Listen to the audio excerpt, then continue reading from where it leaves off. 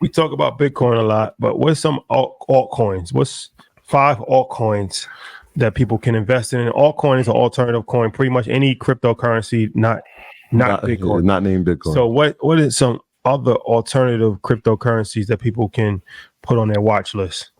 This first time I want to turn it back to the audience and say, for my crypto experts in the audience, what do you think are 5? I don't know. I'm not an altcoin expert, but let me see what my baby Doge doing. Let me see. I think we start with Ethereum, right? Like number 1. If we're obviously, is Ethereum an alt? Well, it's anything not Bitcoin, right? And so if we have to start with number 1 on the list, we can go Ethereum, and then we can talk about the rest, right? Because it's been number 2 for however long. It has most of the coins are built off of its network. But you do have a few others that are trying to combat it, and I'll give a couple after you do. But I think Solana and XRP, of course, Solana, exactly, XRP, exactly, yeah. So then we got ADA. XRP would probably be in that list as well. Solana, and even I don't know, we'll see. But Binance Coin, I mean, these are in the top 4. They've been there for the past 5 years, and from the standpoint of why we said Coinbase is important, would be equally the reason why Binance Coin is important, because Binance is the number 1 global platform that trades cryptocurrency, including Bitcoin and all these other altcoins. And there's transaction fees that come with trading. So if they have the platform and they're number 1, I mean, it's kind of a win-win business for them. So I would put them in there. And then that's like 3. I'll throw 2 wild Solana, you said, which would be a 4. And I'll throw like maybe 2 wild cards. And I've talked about them before, but Avalanche and Polygon. Gotcha. To be Matic, I'll throw those 2 in there. From a market cap standpoint and from a functionality standpoint, Avalanche is kind of like, I wouldn't call it a rival, but they're trying to combat. Like sometimes we talk about when you go out too far, people can actually see the functionality and say, how do we improve? That's what Avalanche has kind of done with Ethereum. And then Polygon is another one, again, built on Ethereum's platform, but it handles scalability and payments.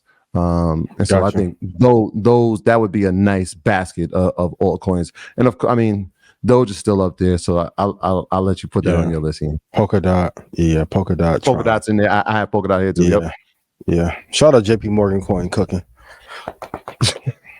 They got some other ones that are cooking too. When you talk about but that's the crypto, the main mania. It's like you see a coin go up 1,000%. Right, it's less than 2 cents, and you're like, oh, I can put $100 in that, and hopefully it'll grow. Sometimes that doesn't work. Like that's just gambling. Like you have no idea. Yeah. Like even when you read a white paper, you have no idea. You just like, let's just throw this money away if we can, and hopefully it makes money. We'll see. Shout out to the Shiba coin enthusiasts. Shout out to Shiba. Yeah. People made money. We can't knock it. People made money off of Shiba. No, I'm not mad at that. Yeah, people made money off of Doge. So let me ask you this. One of the frequently asked questions amongst people is when to sell an investment. This is something that we just talked about, Mark Zuckerberg and all these guys selling their stocks. So we talk about buying and holding, but at some point you have to sell. At some point. Whether it's you sell a home, you sell Bitcoin, you sell Apple stock, unless you just pass it down to generations and then generations and generations. Which would be ideal, yeah.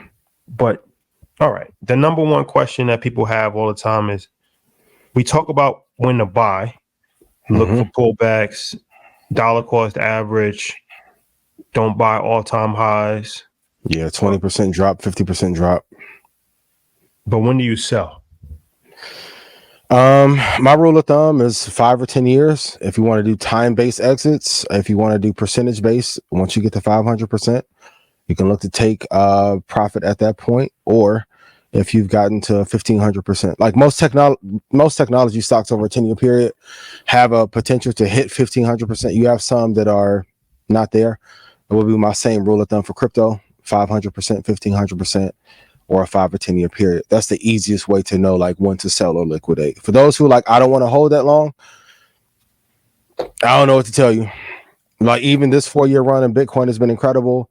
If you held Nvidia for 4 or 5 years, the return, like going back to that 4-year cycle with the halving event, like most great investors are looking to hold for 7 years anyway. So hold 5 years, 500%, 1,500%. that's when you should exit. Yeah, I'm with you on that. For stocks, again, that's like a pass down thing. So that's why we want to accumulate them, right? So like we create custodial accounts to pass them down. But in options, it's always percentage for me, especially on the positive side. Once if it's anywhere between 50 to 100, depending on what position I'm in, I always like to. I say that all the time, like know where you're going to exit before you enter. So most times I'm looking for 100% return, but sometimes, and I've sent that to my brother G. I'm like, yo, I think this is going to be a 40% return right here. And sometimes it exceeds it. So if I get to 100, I take my initial investment out and then we let the rest go.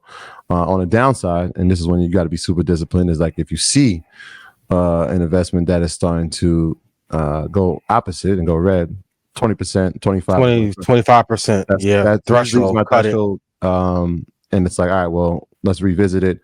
It doesn't mean that the contract was bad or the company was bad, but the timing of when you got it might have been a little bit off. So I definitely in options, I'm doing percentage, but stocks, yeah, I'm long term. I'm 5, 10. However long I need to hold the stocks, I'm gonna hold them. Yeah, because I don't treat it like futures. Same with futures, right? It's the same principle. I think people treat their brokerage account like their checking account, and that's like it's a dangerous. It's a bad habit. It's a dangerous habit to get into, and it's a bad habit to get into. So if you see money coming into the brokerage account and you're making money on a daily or weekly or monthly basis, it's like, all right, well, that money now I should just keep transferring it. Well, you've made the money. It's your brokerage account. Maybe you should figure out another way to reinvest it in another proposition, or position, not proposition, but another position. Just my rule of thumb. But I see a lot of people doing that. They treat the brokerage account like the checking or savings account, and now they give you a debit card too. So like even some brokerages, you can get a debit card that's attached to your brokerage, and you can use that. Which again, kind of mistake. Yeah, kind of defeats the purpose of investing. So I think you also, well, here's the thing. To play the other side of the fence here. Yes. Most people probably not going to get 500% rate of return on their investments. If they listen to us, they will, for sure. Well, just on average, the stock market usually increases lower than that, right? Unless you hit a good stock, but then investing in individual stocks is extremely risky. So I think you get out when the boat starts to sink, and that always doesn't correlate to time. When you start to see the ship going down, you have to get out because you can ride something all the way down to the basement. And I feel like that's the danger with individual stocks. That's why ETFs and index funds are a safer investment than an individual stock. Very rarely will a ETF that is a good ETF or a good index just spiral out of control and never come back, because they have the power to reposition their portfolio. So it's like QQQ, right? Like they have all these top technology companies, but let's say that all these top technology companies fall, and now the new crop of technology companies are OpenAI, Neuralink when they debut, SpaceX. There's 5 new top companies in the next 15 years. They can change their portfolio, and now they'll include those companies as opposed to Apple, Microsoft, and Google, who might have been the leaders for the last 10 years. But when you're in with one company, let's say Apple, and it's had a historic run, and it goes up and it goes up and it goes up. But let's say hypothetically, I'm not saying that this will happen, but hypothetically, they just start missing. They start missing on everything. They start falling apart. If your theory is just to hold it for a long period of time, that's not going to work if the company is falling apart in front of your eyes. So you have to be a lot more hands-on when you're dealing with individual stocks. 20-25%. Yeah. Well, but I mean, I hear what you're saying, but which is true, but it depends on the entry of when you got into the position, right? So like Apple, if somebody invested in that in, I don't know, let's say the 2007, how many times has it split? Right. So like even a pullback of 20%, yes, that's drastic, but you've appreciated by over 1,000%. Well, that's why it's not a set formula. I think it's an eye test. Yeah. You know, if IBM is going down. Shout out to you gotta know sometimes where like this is falling apart, it's over. Or this is a short-term pullback. Yeah. It's a buying opportunity for me to buy more. Yeah. Yes. So then, or just sectors change. You might have been invested in the airline industry; it was booming, and airlines is not the same anymore. The wheel fall off here in Houston and crush a car. Yeah. The door fall off a plane. Everything doesn't stay. Yeah. Everything, all sectors change over the course of time as far as what everybody now is on AI and chips. That's what everybody's on right now. Mm-hmm. 10 years from now, who knows? It might be something else. So that's important to keep in mind too. It's like, you gotta be, it's like a gardener. You gotta really pay attention to the crop. And there's no set formula. That's what I think. I don't think there's really a set formula.